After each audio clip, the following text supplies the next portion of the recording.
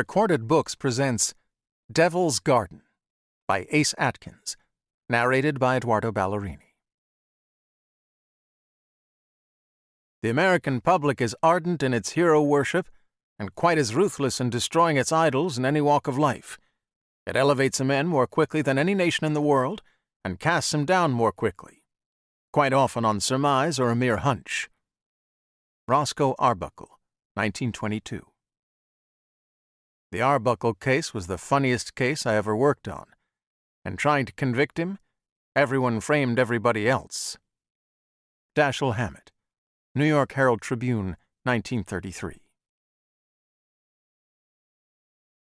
July 31st, 1917. Anaconda, Montana. He'd shadowed Frank Little for weeks, from El Paso to Butte to Bisbee, and for days now along the wooden sidewalks of the old mining town, built at the base of bleak hills where dusty workers made their way up a crooked path to the foundry and deep down into the earth. They'd started work on the furnace then, and half of the brick phallus rose from the city, towering above the buildings and hills, and would soon smelt the copper they'd sell for 26 cents a pound to make pots and newspaper presses. The town smelled of acrid metal and burnt meat. Anaconda was open all night. There were saloons and whorehouses and one good hotel and dozens of bad ones, rooming houses where Sam had taken a bed. In the off hours when Little would wobble up the staircase and get an hour or two of sleep, Sam would lay on the narrow bed and read the Butte newspapers about a possible war with Germany, and a ragged copy of Dangerous Ground, a novel about a Pinkerton he'd had since he was a boy. It used to be an adventure. Now it was just a reminder. He'd asked for the room 2 doors down from Little, where he'd loosened a plank by the stairs so he'd hear a squeak when the Union leader went on his rounds. Sam had heard most of the speeches before, Little talking mainly about the country only having 2 classes, one exploiting the other, and how international workers of the world wanted to make the fat cats pay for strong backs.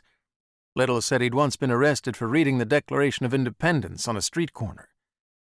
He talked about that mining disaster in Butte in June, and how the boys in Anaconda worked under even worse conditions.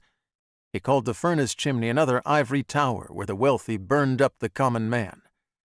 The Pinkertons' client was supposed to be kept under wraps, but Sam knew it was the Hearst outfit, which owned a piece of pretty much every mine in the country. He was told to tail Little, make notes on the speeches, type out a neat report, and send it back to Baltimore. It was a basic assignment that didn't need much thought. The food wasn't bad. Now and then he could sneak a whiskey at the bars, and 2 nights ago he'd found a fine, full, red-headed whore named Sally who worked overtime off the clock. Sam heard a creak, put down the copy of Dangerous Ground, noting the Pinkerton standing on the hill shining a beacon of light down on a hooved red devil leading a virtuous woman away, and he followed Little down the stairs through the narrow lobby and out onto Main Street. There were horses and wagons and an automobile or 2, the gas lamps burning all the way past the Montana Hotel, down to City Hall and to the dead end of Mountain and Mine. Little was up on some wooden crates, talking again, waving his hands wildly to men in overalls and women holding up hand-painted signs. The women looked determined. The men looked scared. The light was just going down in Anaconda, the shadows on the hills showing purple and black with bright yellow patches. As Sam jotted down some of what Little said, really just repeating a speech he'd heard 2 weeks ago in Bisbee about those miners shipped off to die in boxcars, he felt a soft hand on his shoulder and turned to see a man dressed in a 3-piece black suit, holding a gold timepiece in his hand. "Has a lot of wind, doesn't he, friend?" Sam nodded. The man clicked the gold watch closed and removed a pouch of tobacco from his vest pocket.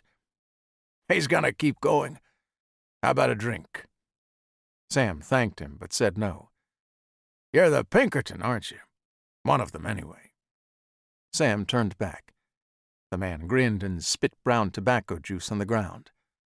"Let's have that drink." They found a saloon called Kate's just off Main Street, filled with miners and whores, and a back table where a sweaty Chinaman cooked T-bone steaks on an open grill. Sam Hammett, just an edge over 20 but nearly white-headed, leaned back in his seat and put a match to a Fatima cigarette. The man removed the wad of tobacco from his cheek and tossed it below the table. Men in the front room had gathered around a piano. A whore was singing Buffalo Gals, and the men yelled and thumped their boots on the wooden floors, and in all the action and laughter, Sam and the man were alone. "I won't waste time," he said. "I have a deal to make." Sam nodded. "I'll put up $500 over your Pinkerton pay to shut Little's mouth." Sam burned down the cigarette, nearly coughing on the smoke. He watched the man, but didn't say a word. "That's not my job." "The money all comes from the same place." "Hearst," Sam said, smiling, confident he was right. "I'm not at liberty." "But you are at liberty to hire me out like a goon." "Not a goon." "Go hire some palooka," Sam said. "This isn't my line."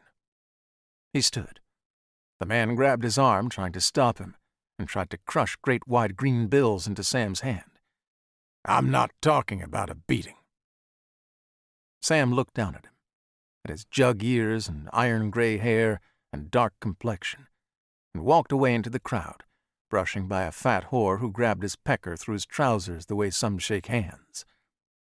He could breathe on the street, and he walked the wooden plank southward, back toward the emerging smokestack of the mine, and found Little there talking to a dispersing crowd more about the boys in New Mexico, Mexes and Indians and Negroes, all carted off like animals with no food or water, some of them dying in the boxcars, and then let loose in the desert.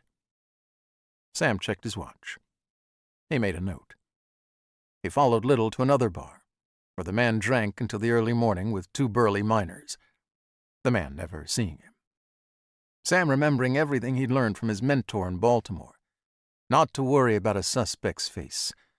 Tricks of carriage, ways of wearing clothes, general outline, individual mannerisms, all as seen from the rear, were much more important to the shadow than faces. But then outside, he made contact with Little's eyes, and the man noticed him and walked away from two men he was talking to, crossing Main Street, and came over to Sam and simply said, "Don't I know you, brother?" Sam shook his head, embarrassed, admonishing himself for being caught. Little thrust out his hand, well calloused and warm, and told Sam that it was damn good to meet him, pumping his hand up and down, and left him with... To keep listening to this audiobook, I've left you a link in the description so you can do it, at no cost thanks to Audible's 30-day free trial.